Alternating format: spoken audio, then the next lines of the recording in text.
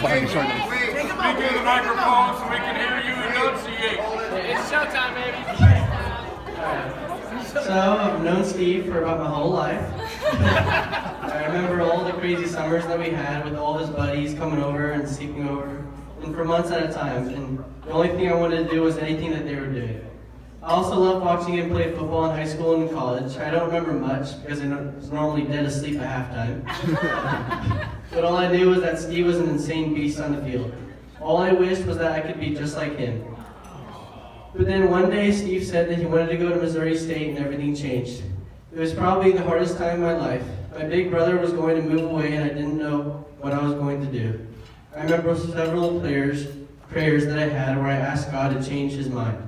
Steve would tell me that he was sorry and ask me if I was okay, and I would say, yeah, I'm fine. But I could never look him in the eyes and tell him my true feelings.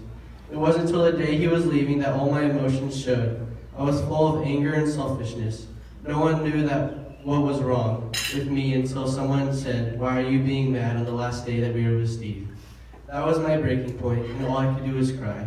Steve came to me and said that it was going to be okay and that he would come to visit all the time. He told me that he couldn't be strong if I wasn't strong. I missed him every day and told all my friends all the stories that he told me over the phone and all the crazy things he did.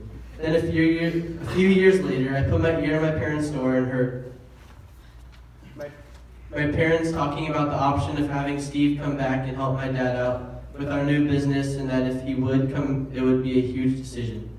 I think at this point in my life, I became most connected to God because I ran to my room and began praying nonstop to God, Lord, please bring Steve back home.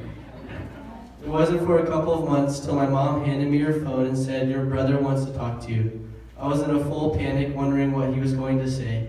I picked up the phone, took a deep breath, and said, hey, Steve. He said that he has been doing a lot of thinking and praying about his decision. And then he paused.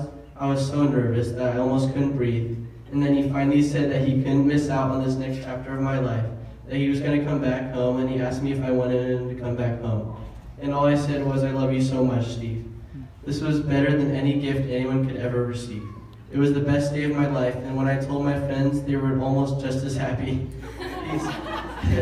These next few years were radically different. When Steve came back, I met a new friend who became like a third brother to us, and his name was Cody. We partied every weekend going to Brunswick Bowling Alley, then to Carl's Jr. at midnight. Every night when we saw Steve walking to the front door, me and Cody would run to his room freaking out, and when he walked in, I would pants him and Cody would tackle him under his bed. I was so happy to have him back. Then when Becky came home for a summer visit, I asked Becky the same question I ask her every time she's home. Is Jamie coming? Is Jamie coming?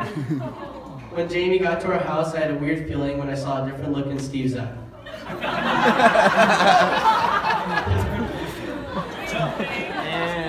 Later that night, all the older kids went to a party, and Steve came back the next morning and was going on and on about how beautiful she was.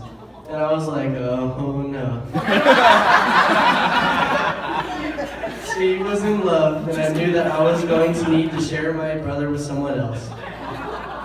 The thing is that God couldn't have provided a more beautiful and more perfect person on this earth to marry my brother Steve, and I couldn't be any happier for this new couple and all the memories to come. I love you both so much, and everyone please raise your glass to newlywed Steve and Jamie.